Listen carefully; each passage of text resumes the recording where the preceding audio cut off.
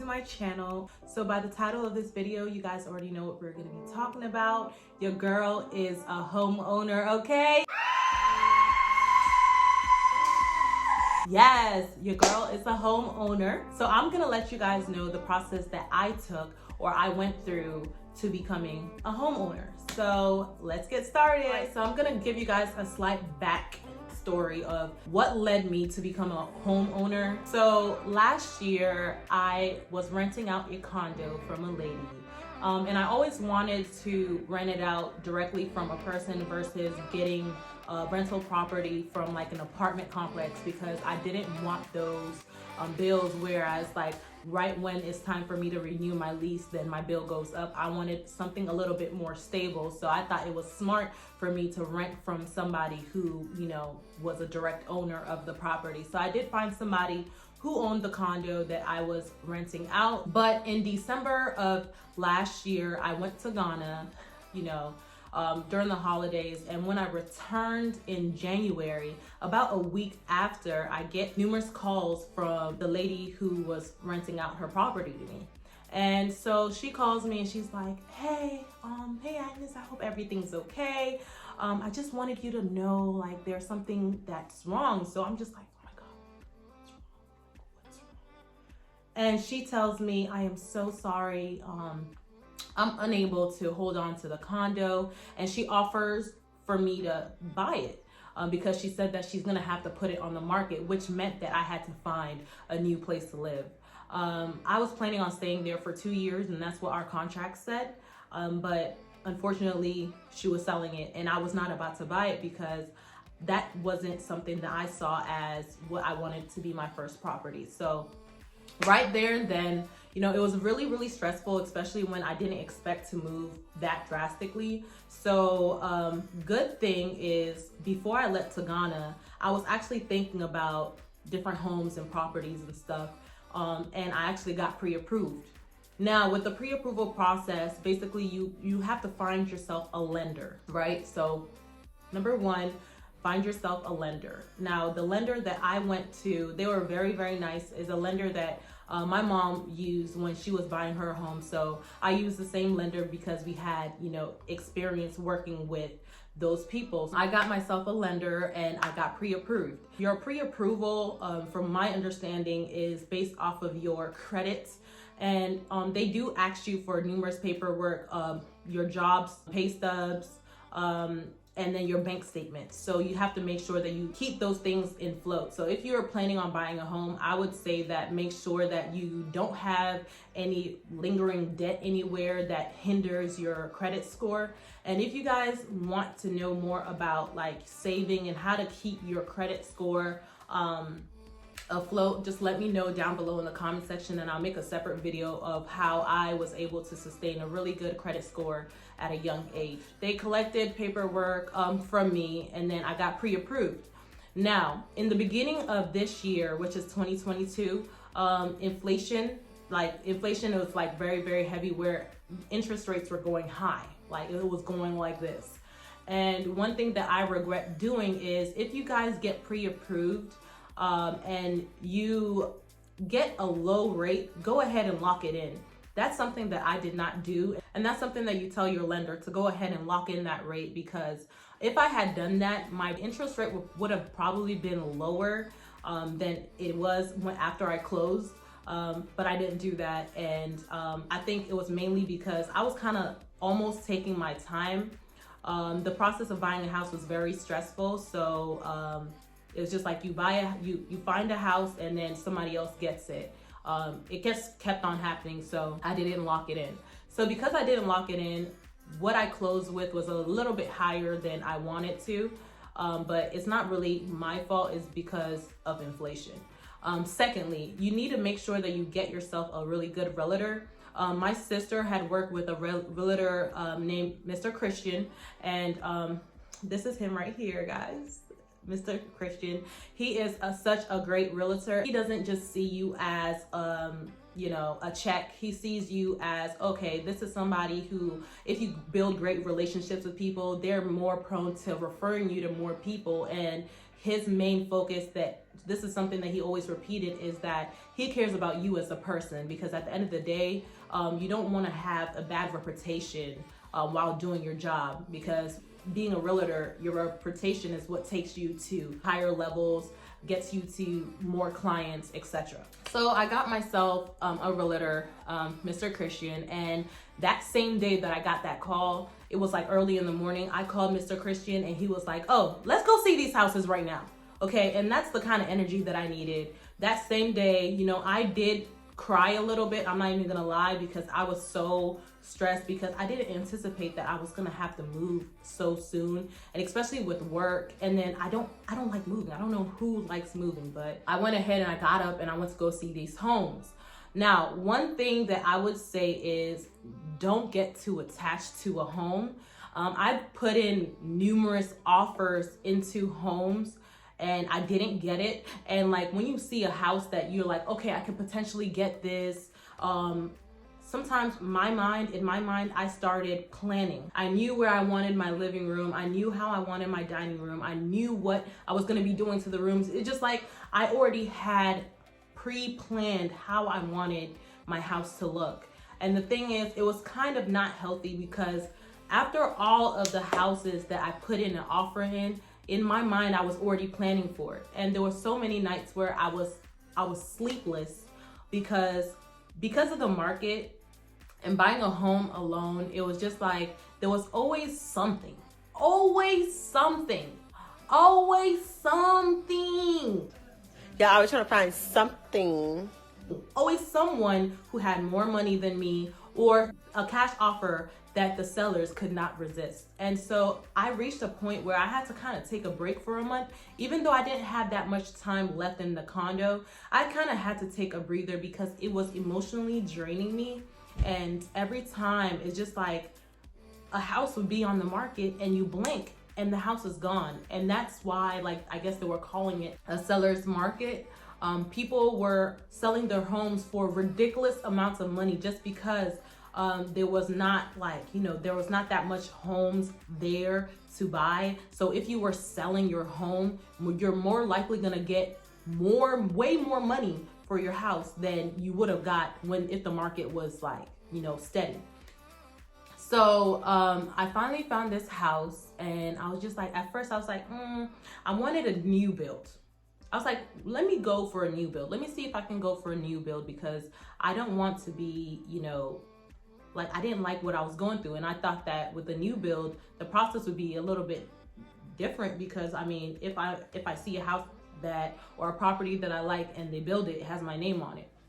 But because of the market and because of inflation, it became like a bidding war, where it just like, now we're bidding on the house, and not just, oh, I want this house, I want you guys to build it, and boom, you have it. Like, it became a bidding war. And I was just like, I don't want to feel like I'm bidding like 200, 200, 300, 300, 500, 600. It just felt like that. So it just felt like a lot. So I was just like, you know what, let me just go back to the already built homes, something that is livable, that I can actually change up, or something that is good enough to start up with. Of course, it's not going to be my forever home, but this was like the best thing for me. So I pulled up to this one house, and it popped up on Zillow. This one house, it was like a 4 bedroom with a garage. And you know, the fact that it had a garage and I didn't have to like just park outside, I was just like, okay, maybe let me just go look at this house. So I was those kind of people, like, I want to go see the house like right now. So I hit up Christian, and of course it was kind of late. So the next day I actually drove to the house myself, and just to like walk around the neighborhood, look how the neighborhood is, because to be honest, where your home is going to be affects a lot of things as far as like your car insurance, because I've dealt with things where I've moved and my car insurance have gone higher because of the accident rates, and I've moved to places where my car insurance have gone lower because the low accident rates. So keep that in mind when you're buying your property. So I went to go see the house, and I looked around, and I was just like, you know what, I want to put in an offer for this house. And it was just kind of weird. Something was just telling me like, Agnes, you need to just go ahead and do it. Like, what else can happen? Like, they can deny you, like you've been denied like a lot of times, or you can just like take a chance. And that's exactly what I did. I took a chance and I put in the offer, and guys, you would not believe it. Like, they did have other offers, but there was something that I feel like saved me, which was gap insurance. So basically, I put in an offer. Let's say my offer was like $350,000, right? With gap insurance of $10,000. So the gap insurance is money that after the appraisal, if the price of the house comes lower than how much I offered, right, then the sellers will get $10,000. So that's $10,000 on top of my closing costs that I would have to pay to the sellers. Now, if it comes back higher, you don't really have a problem because your loan is going to go ahead and cover everything. I would say that that's something that was helpful, and that's something my realtor actually told me that like works for most people if you do give gap insurance in your offer, because your sellers will mainly look at that and be like, that's money that they're going to be getting on top of whatever they're getting for the house. So everybody likes more money. I put in gap insurance, and God is so good because I got a call from Christian, and he was like, Aggie, we got the house. And I was so happy. I was so stoked. I was happy as heck.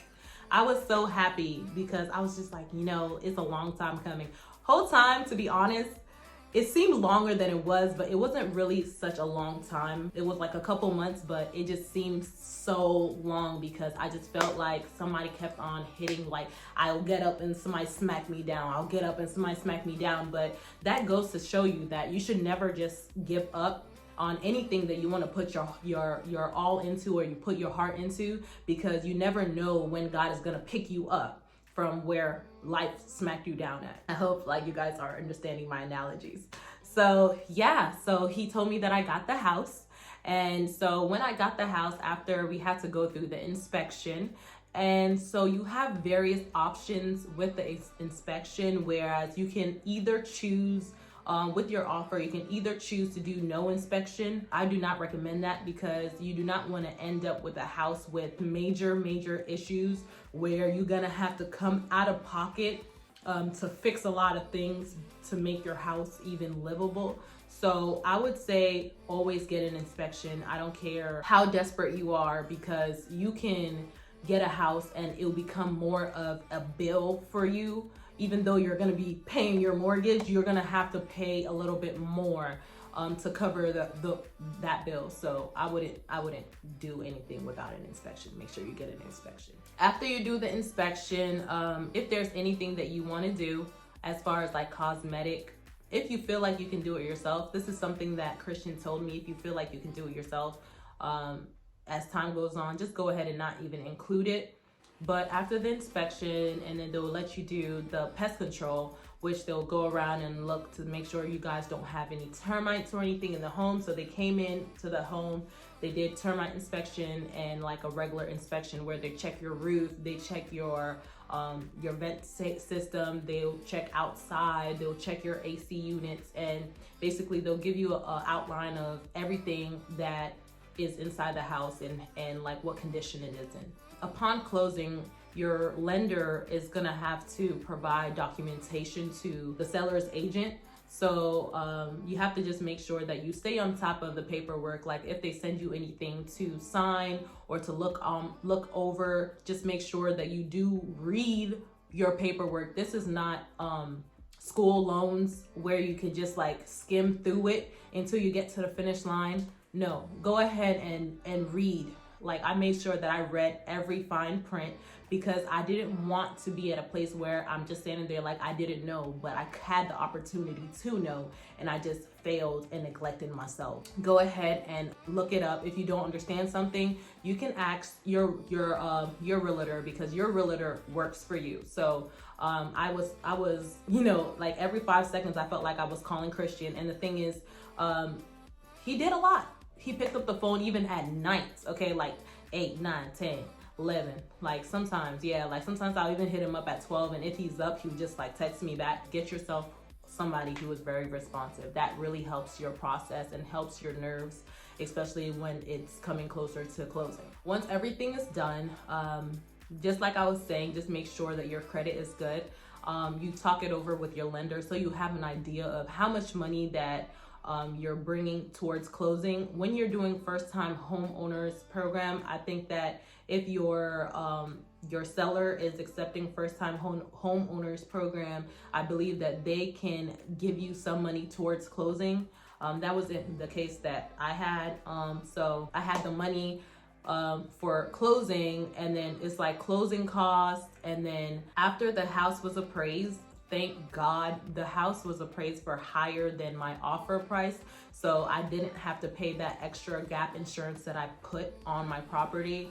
So everything was covered under my home loan. Another additive that I would recommend you to get is a home warranty, because my home was a little bit older and not like a new home like I wanted. I just wanted to be sure that if anything did go wrong while I'm living in this property, then it doesn't really like break my pocket. So the home warranty, to be honest guys, it has come in clutch, okay, clutch as hell. I had HSA, I have HSA, and basically something went wrong. Like one of my AC had like an issue where like it wasn't getting hot, I believe. Was it hot? I don't know. My AC was messing up, and so I called the HSA. I paid my deductible, and they came in and somebody came to fix it. Mind you, like recently my water heater went out, and that would have just cost me like $5,000, $6,000. And the HSA, they covered it. They gave me money to kind of get it fixed. They can give you people who will fix it for you, or you can choose to get it fixed yourself. And I had great friends and family who kind of were in the business of, you know, water heating systems and AC units and stuff like that. So I did a buyout option and had them fix it. And I feel like, you know, I'm gonna go ahead and renew it. I believe you renew it every year. So I feel like that is a big way that you'll be able to save money, especially when it's dealing with your home. Let's see, did I miss anything? So I had some pictures right here of me during closing. I was so happy, guys. Like, you know, I was so happy. Yeah, I was so happy. And to be honest, this is posed I closed in April of this year, so it's been 8 months as a homeowner. And guys, at first, yes, I had those butterflies in my stomach. I was so scared because to be honest, I don't know what I was scared of. I don't know what I was scared of because essentially it put a lot of things into perspective for me, because like I feel like growing up, you don't really learn different aspects of living life where we're so used to, okay, we're just gonna get an apartment, we're just gonna rent a house, but we don't really learn a lot about ownership and learning to own things.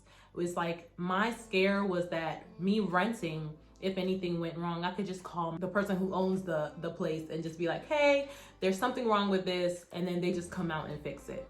The only difference between that and home ownership is that you just have to fix it yourself. So if anything goes wrong, you fix it yourself. But I feel like if you know how to maintain things, just like how you would want to maintain your life, then this should just come easy to you, where like you're gonna figure out how to get certain things fixed. That's exactly what I did. I did do some fixtures and stuff in the house.